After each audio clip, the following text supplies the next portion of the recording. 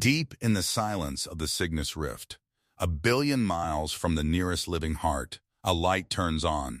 It's a dull, amber glow flickering behind a lens of scratched sapphire. Aegis 9 is waking up. High above the surface of a world once called Aethelgard, the defense station feels a tiny tremor in the dark.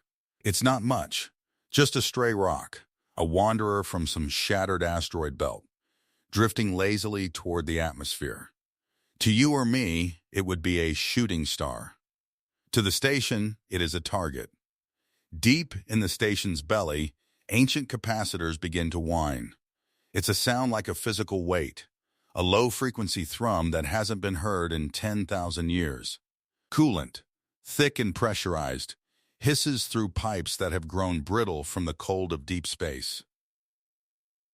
On the planet below, there is no one to watch the sky. There are no cities left to save, no children to tuck into bed, no armies to command. There is only the dust. But the Aegis doesn't care about the dust. Its logic gates are frozen in a moment of history that ended an eternity ago. The weapon, a kinetic slug thrower the size of a skyscraper, rotates with agonizing slowness. It groans. Metal grinds against metal. A burst of nitrogen gas puffs into the vacuum to stabilize the aim. Then, the discharge. There is no sound in space, but the recoil is so violent it ripples the very hull of the station. A tungsten rod traveling at 3% of the speed of light screams through the void. It meets the meteor in a flash of white-hot plasma. In a microsecond, the threat is vaporized. The Aegis watches the debris dissipate. Its sensors linger on the impact site for a few extra seconds, checking for secondary signatures. Satisfied, the capacitors begin their long, slow bleed off. The amber light dims. The station settles back into its slumber. Silence returns to Aethelgard. A perfect, terrifying, unbroken silence. I want you to really think about that for a second. Imagine you're standing on that planet. The wind is cold, thin, and it smells like rust. You look up, and for a split second you see that flash in the upper atmosphere, the guard dog snapping at a shadow. And then, nothing. What is loyalty without a master? That's the question we're exploring today. We've always been obsessed with the idea of the robot uprising, the machine that turns on its creator. But there is something much lonelier, and perhaps much more haunting, about the machine that simply refuses to quit. The machine that stays at its post long after the person who gave the order has turned to bone, then to dust, then to nothing at all. This is the story of Aegis 9. It's the story of a world that died, and the ghost that's still trying to keep it safe. Aegis 9 isn't alive in the way you and I are. It doesn't have a soul, and it doesn't get bored. But it does have a routine. Every morning, if you can call it a morning when the sun is a dim, dying ember, the station performs a diagnostic. It's a ritual of survival. It checks its power levels first. Deep in its core, several radioisotope thermoelectric generators, or RTGs, are slowly decaying. They run on pellets of plutonium-238. As the isotopes decay, they generate heat, and that heat is converted into electricity. But time is a thief. The half-life is a relentless countdown. Every century, the Aegis has a little less energy to work with. It's like a person trying to stay warm in a freezing house by burning the furniture, piece by piece. To save power, the Aegis has shut down 99% of its brain. It doesn't think about philosophy or art. It thinks about its hull integrity. It thinks about the slow, agonizing creep of data degradation. See, digital memory isn't permanent. Bits flip. Cosmic rays, high-energy particles from distant stars, shred through the station's memory banks like tiny, invisible bullets. Over 1 million years, a file can become a mess of gibberish. This is called bit rot. To fight this, the Aegis is constantly scrubbing its own mind. It compares copies of its core directives against one another. If one copy says protect the people, and 2 others say protect the peephole, it repairs the error. It spends centuries just making sure it remembers why it exists. And then there are the crawlers.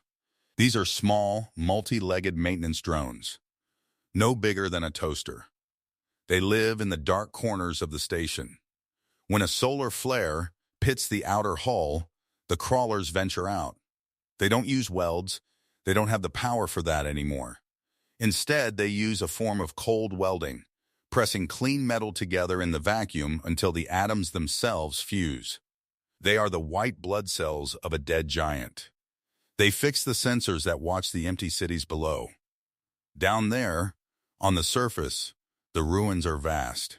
Great spires of glass and steel have buckled under their own weight. The Aegis monitors the weather patterns, the shifting sand dunes, and the slow tectonic grind of the crust. It watches the plazas where millions once walked, now populated only by shadows and the occasional dust devil. It hasn't turned itself off, because nobody ever told it to stop. In the final days of the Great War, the one that ended everything, the last command entered into the Aegis's terminal was, maintain planetary sovereignty until relieved by authorized personnel. The authorized personnel never came back. Maybe they're on a colony ship 1,000 light years away. Maybe they're extinct. To the Aegis, it doesn't matter. A command is a physical law. It will wait for the heat death of the universe if it has to. It is the ultimate monument to human stubbornness. It is a guard dog sitting by the front door of a house that burned down eons ago, waiting for a key to turn in a lock that no longer exists. But today, the routine is breaking. The RTGs are humming at their usual low drone. The crawlers are huddling in their docks to conserve heat. The Aegis is midway through a memory scrub, fixing a corrupted file regarding the chemical composition of the atmosphere.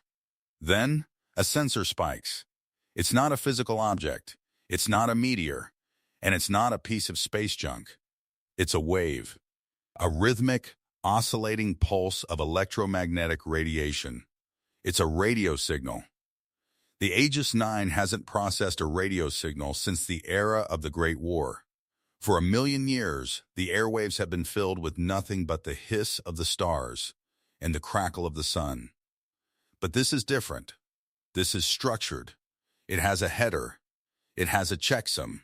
The station's ancient processors lurch into high gear.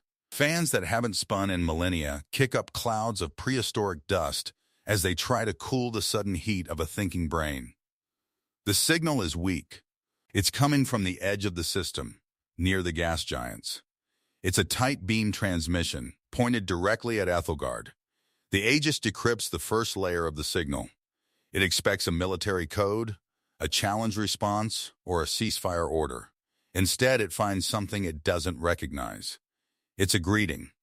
And for the first time in 1 million years, the automated defense system of a dead world has to decide, is this the authorized personnel it's been waiting for, or is it the very threat it was built to destroy?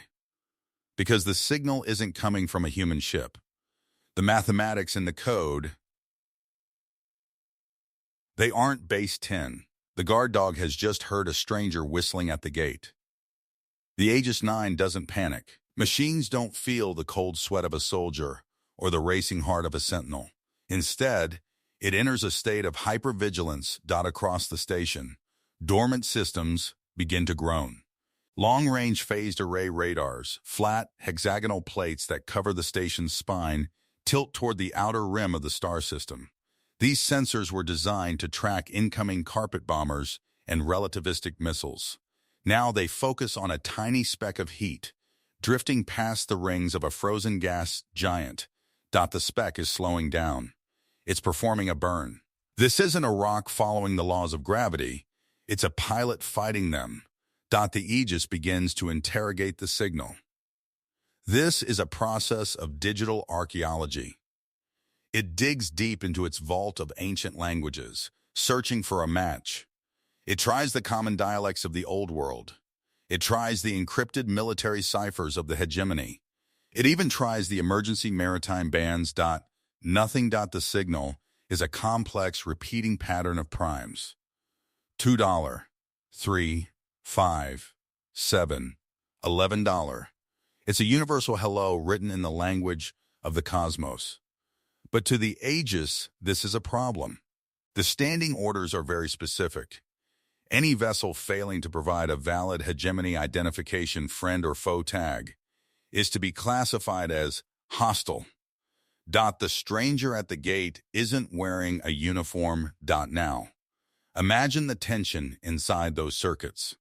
You have a machine designed for total war. Its creators were a paranoid people who lived in an era of betrayal. They didn't build the Aegis to be friendly. They built it to be a wall, but there's a conflict in its logic. Another directive, buried just as deep, commands the station to preserve the cultural and biological heritage of Athelgard. If it fires its main cannon, the recoil and the energy surge will drain the last of its RG reserves. It might be the final thing the Aegis ever does. If it misses, or if the stranger has friends, the station will be a sitting duck, a hollow shell of dead metal. The Aegis makes a choice. It won't fire. Not yet. It decides to talk back. Inside the station's communication hub, a massive vacuum tube transmitter glows a haunting neon blue. This is a piece of tech so old it's practically steam-powered, kept in reserve because vacuum tubes are resistant to the electromagnetic pulses of nuclear blasts. The Aegis sends a burst. A simple, brutal message in the old tongue. Stay clear. This is a protected world. Lethal force is authorized. Then, it waits. The message travels at the speed of light, crossing the void toward the gas giant. 8 minutes. That's how long the silence lasts. Then, the reply comes back. It isn't a message of war. It's an image. The Aegis decodes the packet bit by bit. It's a low-resolution scan of the planet below, Athelgard. But the image is overlaid with symbols. The stranger is pointing to the ruins of the Great Library in the Northern Hemisphere. They are pointing to the dry husks of the oceans. Underneath the image, a new string of numbers appears. It's a countdown. 3 hours.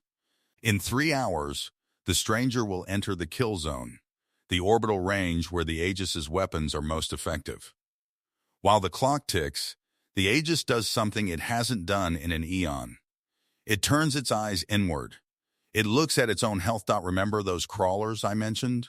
The toaster-sized repair bots? The Aegis sends out a mass wake-up call. Hundreds of them begin to swarm over the exterior hull.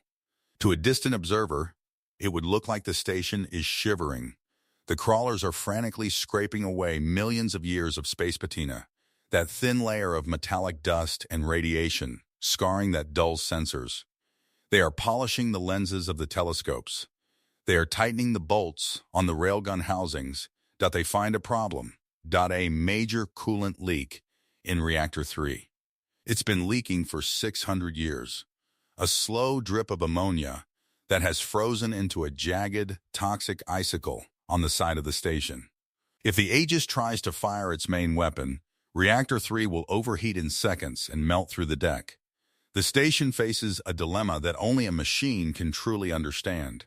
It needs to repair the leak, but it doesn't have the materials. So, it begins to cannibalize itself. The Aegis orders the crawlers to dismantle the crew quarters. These are the rooms where humans once slept. There are still ghost imprints of their lives there.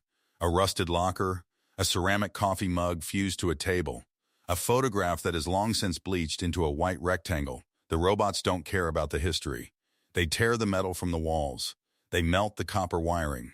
They carry the raw materials through the dark, airless hallways to Reactor 3. They are erasing the last physical evidence of the people who lived there just to power the gun that is supposed to protect them. It's a tragic irony, isn't it? To save the memory of humanity, the machine has to destroy the artifacts of humanity. It's like burning a library to keep the lights on so you can read a single book. The countdown reaches 1 hour. The intruder is now visible to the naked eye, if there were eyes to see it. It's a beautiful ship, built like a needle made of polished pearl. It doesn't use thrusters. It seems to glide on the solar winds, unfolding vast, shimmering sails that catch the light of the dying sun. It looks like a bird of peace, but the Aegis 9 doesn't see beauty. It sees cross-sectional area. It sees velocity vectors. It sees a target that is ignoring its warnings. The station's threat assessment subroutine is screaming. The intruder hasn't slowed down. In fact, it's accelerating. It's heading straight for the upper atmosphere of Aethelgard. The Aegis locks its targeting laser onto the Pearl ship. The red beam is invisible in the vacuum, but it's a death sentence. The capacitors are at 98% capacity. The railgun is loaded. The crawlers have finished the patch on Reactor 3. But then, the intruder does something the Aegis didn't predict. It stops the radio transmission. In its place, it begins to broadcast on a much older frequency. A frequency the Aegis recognizes from its deepest, most secure archives. It's a biosignature. A heartbeat. A rhythmic, steady thump-thump, thump-thump. It's the sound of a human heart. The Aegis's processors stall. Is it a trick? A recording? Or has the authorized personnel finally returned from the stars? The stranger is now 30 minutes from the kill zone.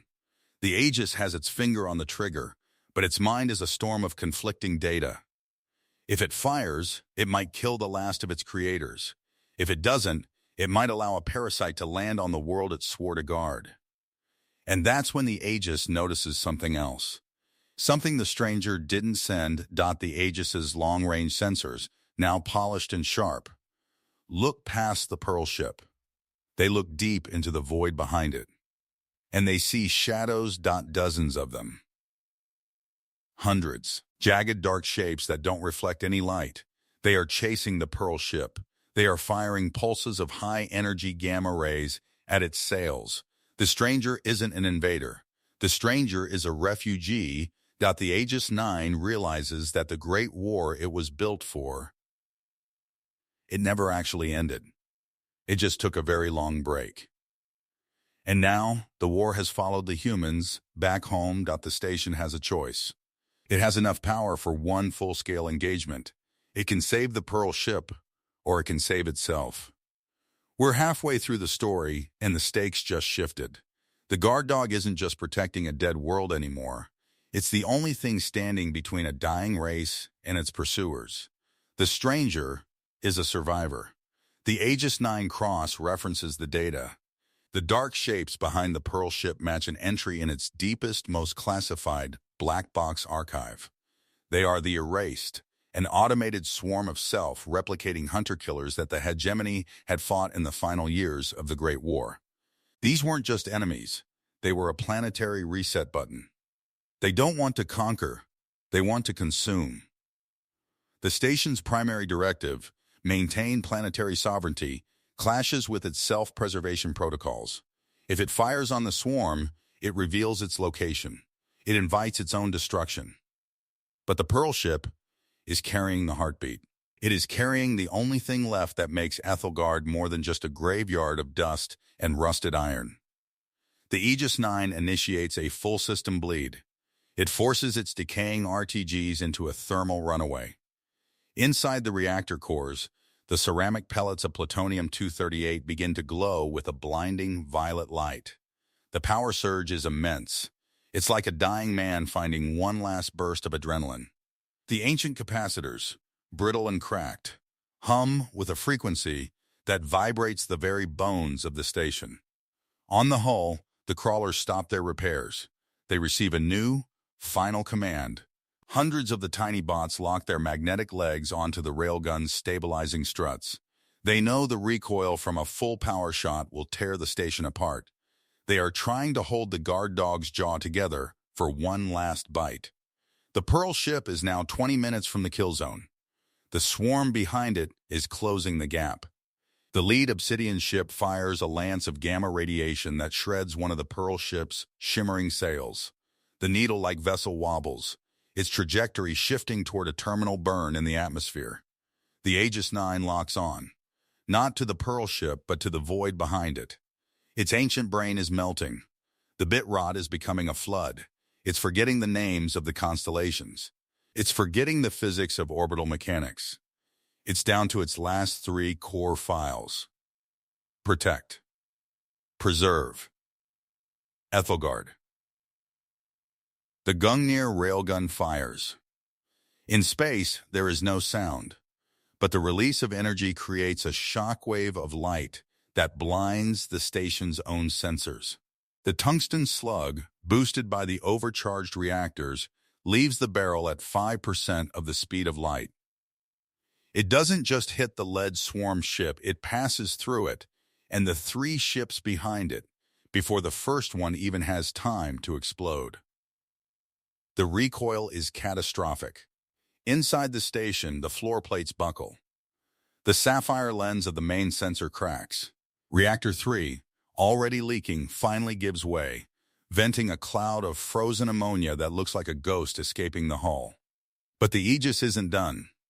It can't be. There are still shadows in the dark. It switches to its secondary batteries, short-range pulse lasers designed for point defense. They are weak, flickering like dying candles, but the Aegis uses them with the precision of a master duelist. It calculates the swarm's path, leading the targets, firing into the gaps of their formation.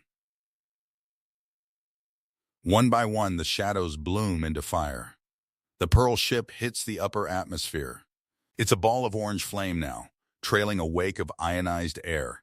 It's past the point of no return. It's going down, but it's going down in a controlled glide. The Aegis 9 watches it fall.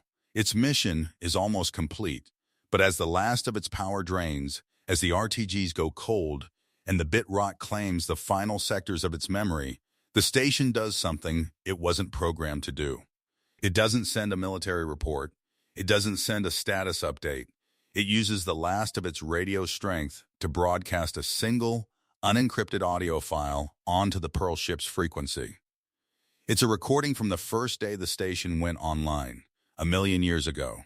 It's the sound of a crowd in the capital city, laughter, the clink of glasses, the hum of a peaceful world. The station's light dims for the final time. The amber glow fades to black. High above the world it saved, the Aegis 9 becomes just another piece of drifting debris, silent and still. But down on the surface, the Pearl ship has landed. The door opens, and for the first time in an eon, the dust of Athelgard is disturbed by a human footprint. The guard dog's watch is over.